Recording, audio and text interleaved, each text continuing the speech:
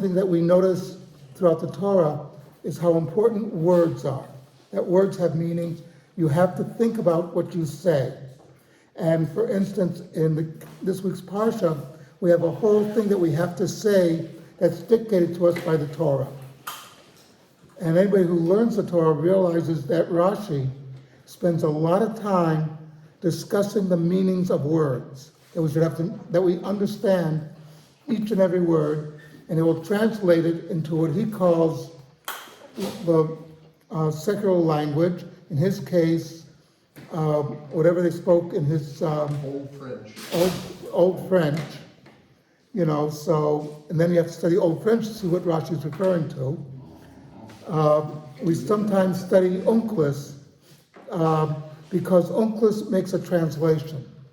And one of the things that everybody who speaks more than one language knows, there's no real, when you translate, you're putting in your opinion. You're assuming what that word means. But words in different languages can have totally different meanings.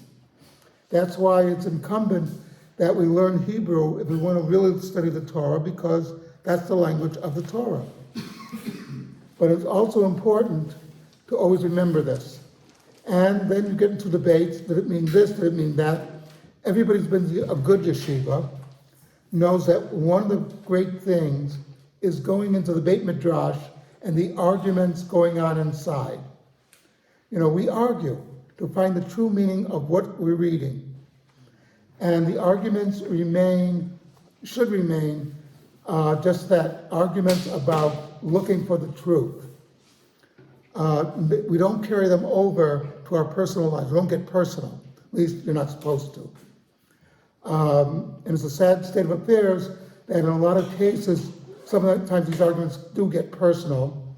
And there have been some very bad situations in history when these things got personal, especially in the Jewish life.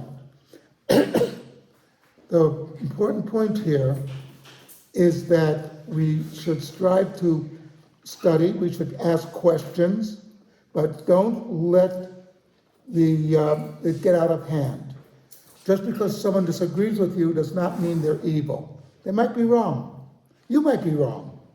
And you both might be wrong. You both might be right. The point is... I might be crazy. And yeah, we all might be crazy. But, the point of it being, you're looking for the truth. And that's why we have to be very careful when we get into disputes not to let it get out of hand. A very famous story, there was an attempt to reinstitute smicha in the 16th century by Rabbi Yaakov Barab. This set off a major controversy in the land of Israel, in Eretz Israel, and the chief rabbi of Yerushalayim said he was wrong. And that was Rabbi Levi ben Chaviv, the Ralbach. And it got reported back to Rabbi Yaakov Barab got reported back to Rabbi Levi ben Chaviv, who had been forced to convert as a child and escaped from Spain and returned to being Jewish, that someone told him that Rabbi Yaakov Barab said, well, at least I was never an Oved Avodah Zarah. At least I was never an idol worshiper. And that set off they began burning down buildings, beating up people, etc. So the controversy got way out of hand.